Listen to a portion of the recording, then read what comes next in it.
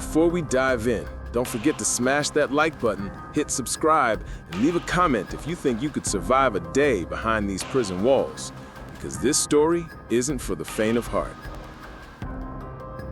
It was 3:17 a.m. when the prison alarm screamed across cell block D. The fluorescent lights flickered violently, casting long, jittering shadows down the narrow corridors. Officer Ramirez's radio crackled with static. A body had been found, sprawled unnaturally across the cold concrete floor of the laundry room. The man's eyes were wide open, frozen in a stare that seemed to accuse the world itself. No signs of a struggle, yet the lifelessness radiated a chilling message. Someone in that prison knew secrets that could and would kill. Detective Hannah Carter arrived within the hour, her boots echoing against the damp, steel-reinforced hallways. The stench hit her first, antiseptic mixed with the metallic tang of blood. The victim was Carl Mays, a mid-level informant in a gang investigation, known for being slippery, talkative, and, now, dead. Carter crouched beside the body, noting the precision of the scene. No blood trails, no defensive wounds. This wasn't a brawl gone wrong. This was targeted, calculated. Across the hall, the cell doors clanged shut as other inmates stirred, curious and fearful. She could feel their eyes on her, weighing her, predicting her every move. She knew one thing. Within these walls, everyone had something to hide, and some secrets weren't meant to survive the night. The prison itself seemed almost alive, groaning under its own weight. Old pipes rattled as if whispering warnings to anyone who would listen. Ramirez handed her a small notebook, scribbled with hurried notes from the first responders. Mays had received threats. Some inmates claimed they'd overheard whispered warnings from someone new, a cellmate who arrived just 2 weeks ago, a man named Eric Lang. Nobody knew much about him except that he had a reputation for being quiet, observant, and unnervingly intelligent. The kind of man who listened more than he spoke, and when he did speak, it mattered. Carter's mind raced. Informants didn't get killed randomly. Someone had crossed the line, and Eric Lang was the only new variable. But there was a problem. The man's record was clean. No violent history, no gang affiliations, nothing that would make him an obvious suspect. And yet his eyes in the booking photo were sharp, almost too knowing, like he was absorbing every detail, filing it away for later. As Carter began interviewing the inmates, she realized how deep the fear ran. Some whispered about the rules of silence, while others hinted at betrayals that had happened before May's death. And then, in the dim corner of the rec room, a janitor muttered something that froze her blood. "He knows too much, and you don't want him mad." By the time Carter returned to the crime scene, the laundry room had been sealed off. A janitor was cleaning up a spill of something. She leaned closer, noticing the faint outline of letters etched into the floor beneath the linoleum. A cryptic code, almost like a warning. Her stomach churned. This wasn't just murder. This was a message. And then she saw it. A tiny folded note stuffed in the corner of the ventilation grate. She unfolded it carefully, revealing 3 words that made her blood run cold. "He's watching everything." The cellmate who knew too much had already made his move. Detective Hannah Carter didn't sleep that night. The note still burned in her mind. "He's watching everything." The words were simple, but their implication was anything but. Eric Lang wasn't just a new inmate. He was a predator cloaked in silence. And every move inside cell block D now seemed like a carefully choreographed warning. By morning, the prison was a nest of whispers. Guards spoke in low, uneasy tones, and inmates avoided eye contact as if the walls themselves could hear their fears. Carter started questioning Mays' known associates, hoping to trace any grudges or alliances that could explain the killing. Each lead, however, spiraled into confusion. Mays had enemies, yes, but Eric Lang wasn't one of them, or so it appeared. Lang's cell was quiet when Carter approached. The door's small glass window showed him sitting on his bunk, meticulously folding a sheet. His gaze lifted slowly, calculating, calm. He detective, I don't know why you're looking at me." His tone was eerily convincing. But Carter had learned long ago that calm could be more dangerous than rage. She noticed the small notebook on his desk, filled with observations of every inmate, every guard, every schedule in the prison. Names, routines, alliances, nothing missed. And tucked in the back, in handwriting not his own, were cryptic numbers and letters. A code. Someone had been feeding him information, or he had been gathering it himself. Either way, it was powerful, dangerous, deadly. Hours later, another body was discovered, this time in the prison kitchen. Mark Johnson, a former gang member with ties to Mays' investigations, had been strangled, his death eerily staged to mimic the first. Carter's stomach sank. The pattern was clear. Someone inside knew not just the movements of these men, but their fears, their secrets, and their weaknesses. Carter called in an external forensic team, but the prison's high walls made everything complicated. Evidence could vanish in seconds. Guards were reluctant to speak freely, fearing retaliation. And the inmates?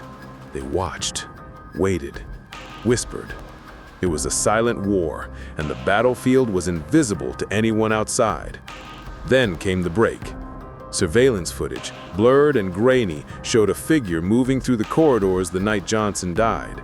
The camera captured a shadow lingering near the laundry room before disappearing around the corner. It wasn't definitive, but the posture, the measured steps, it matched Lang's profile. Still, Carter hesitated. It was too neat, too deliberate.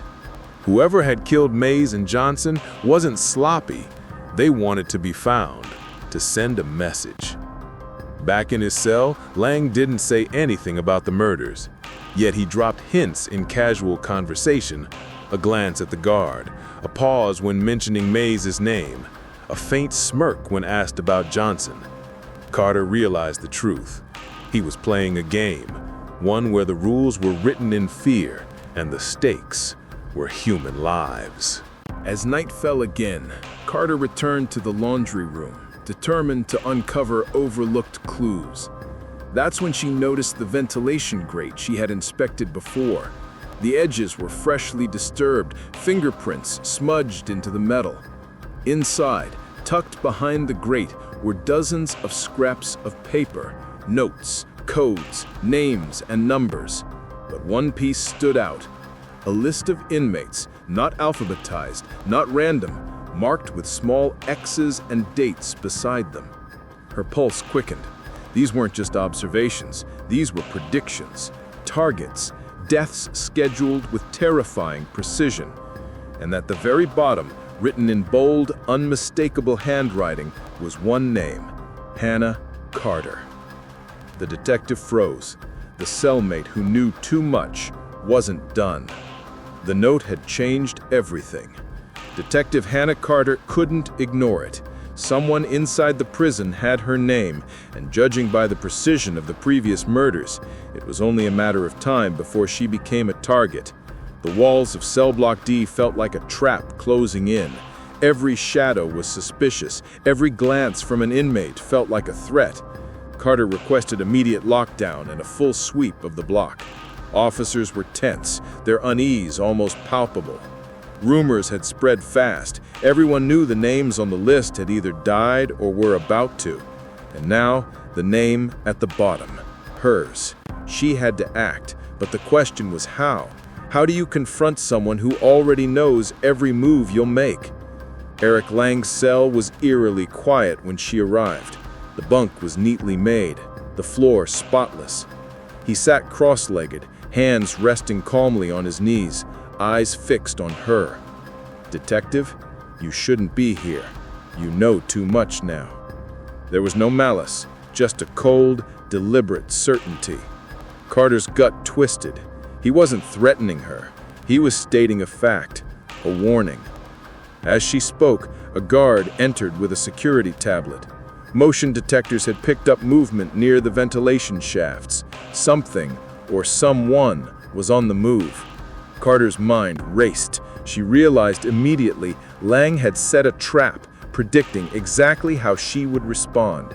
Every lead, every move, every decision anticipated. The search team fanned out, flashlights cutting through the darkness, metal doors clanging as they moved. And then a scream. A low, strangled cry echoed from the laundry room. Carter sprinted toward it, heart hammering. What she found was chilling. One of the notes from Lang's stash had been pinned to the wall with a dagger. The message was simple: "You're next." And then she saw him, Lang himself, crouched in the shadows near the ventilation shaft, the faintest smirk on his face. He had been watching her, always one step ahead. Carter realized the truth too late. The cellmate who knew too much wasn't just observant. He had become untouchable, using fear and manipulation like a weapon, orchestrating every death to tighten his grip over the prison's chaos. Carter lunged, catching him off guard, but Lang was fast. He darted through the narrow corridors, vanishing like a ghost.